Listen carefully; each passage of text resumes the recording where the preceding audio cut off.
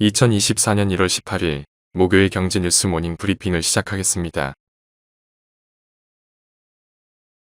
한때 황제주로 군림했던 NC소프트 주가가 하락을 거듭하다 10만원대에 진입했다. NC 주가가 20만원 아래로 떨어진 건 2015년 이후 처음이다. 유진투자증권연구원은 NC소프트의 4분기 매출액은 전년 동기보다 21.3% 감소한 4,314억 원, 영업이익은 같은 기간 92.0% 줄어든 38억 원에 불과할 것이라며 영업이익 기준 시장 기대치 167억 원을 하회할 것이라고 내다봤다. TL의 흥행 실패로 2025년 출시 전망인 다음 대형 신작 아이온2까지 실적 공백이 우려된다고 덧붙였다. 다음 뉴스. 원달러 환율이 1344.2원으로 마감의 2달 보름 만에 최고치를 기록했다. 올해 들어 이틀을 제외하고 매일 상승하더니 불과 보름 만에 지난해 말 대비 56.2원이나 높아진 상태다.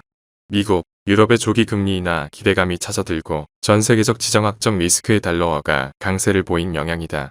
환율 변동성은 당분간 확대될 가능성이 크다. 중동 확전이나 중국 경기 침체 심화 등이 불거지면 안전자산 선호가 커져 강달러 흐름이 이어질 것이라는 우려다. 다음 뉴스. 홍해발 공급망 위기에 테슬라, 볼보에 이어 세계 9위 완성차 업체인 일본 스즈키가 유럽 공장 생산을 일시 중단했다. 물류 지연의 타격을 먼저 받은 곳은 자동차 업체 중에서도 아시아 부품망 의존도가 높은 유럽 기반 제조사들이다. 현대자동차는 국내는 물론 유럽 공장에서도 핵심 부품에 대해선 현지에 완결된 공급망을 꾸려놓았다. 덕분에 현재까지의 생산에 타격은 없는 것으로 알려졌다. 다만 유럽으로 완성차를 수출하는데 걸리는 기간이 평균치를 길어졌다. 물류 비용 증가는 또 다른 문제다. A타이어 업체는 물류 지연을 최소화하기 위해 운송량을 늘리면서 비용 부담이 눈덩이처럼 커지고 있다. 다음 뉴스. 현지 시간 17일 가디언 등에 따르면 영국 통계청은 이날 지난해 12월 소비자 물가지수가 전년 동월 대비 4.0% 증가했다고 밝혔다. 이는 시장 전망치인 3.8% 증가를 웃도는 동시에 지난해 2월 이후 10개월 만에 인플레이션이 처음으로 상승한 것이다. 세계적으로 치솟았던 인플레이션이 점차 둔화하며 금리 인하 기대가 높아지고 있다. 하지만 최근 홍해에서의 예멘 후티 반군 공격 위협으로 해상 운임이 다시 오르는 등 물가 상승률이 다시 오를 수 있다는 전망이 등장했다. 이런 상황에서 지난해 12월 영국의 물가 상승률이 10개월 만에 오른 것으로 나타나 인플레이션 공포 우려를 키우는 동시에 영국의 금리 인하 시기도 복잡해졌다고 외신은 평가했다. 다음 뉴스. 중국 2023년 경제성장률은 5.2%에 달했다고 국가통계국이 17일 발표했다. 하지만 중국 경제는 대체적인 예상에 반해 코로나19 진정 후 힘있고 지속적인 경기 회복세를 보이지 않고 있다. 부동산 위기가 장기화하고 소비자와 기업 신뢰도가 바닥에서 벗어나지 못하는 것 물론 지방정부가 아는 막대한 부채, 글로벌 경제의 감속 등이 그 배경이다. 최근 경제 지표를 감안하면 올해 중국 경제도 불안정한 상황이 지속한다는 관측이 대체적이다. 디플레 압력이 계속 가해지고 수출은 소폭 증가에 그치고 있어 제조업이 빠른 속도로 회복할 가능성이 낮다는 전망이다. 이날 상하이 종합지수는 경기 부진 우려로 전날 대비 2.09% 내려 하락 마감했다. 다음 뉴스.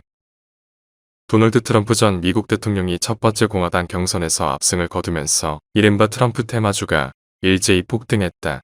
현지 시간 16일 뉴욕 증시에서 디지털월드 어퀴지션 주가는 29.04% 급등한 22.35달러로 마감했다.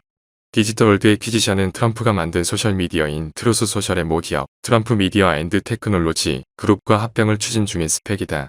지난 2020년 대선에서 트럼프 선거 캠프를 지원했던 소프트웨어 개발업체 퍼니어 주가는 전날보다 453.49% 폭등한 42센트에 마감했다. 다음 뉴스. 백화점 업계가 중고거래 사업 강화 여부를 두고 딜레마에 빠졌다. 관련 매장을 입점시키고 사업에 힘을 주자니 고급스러운 백화점 이미지를 해칠 수 있고 사업을 안 하자니 중고시장 성장세가 매우 가파르기 때문이다. 17일 한국인터넷진흥원에 따르면 2008년 4조 원이었던 국내 중고거래 시장 규모는 2021년 24조 원으로 늘어났다. 2025년에는 43조 원 규모로 수직 상승할 것으로 예상된다. 상황이 이렇자 중고거래 시장은 주로 백화점의 계열사를 통해 공략하는 분위기다. 롯데 계열사인 세븐일레븐은 중고나라 앱과 연동되는 택배 서비스를 이달 초 정식으로 내놓았다.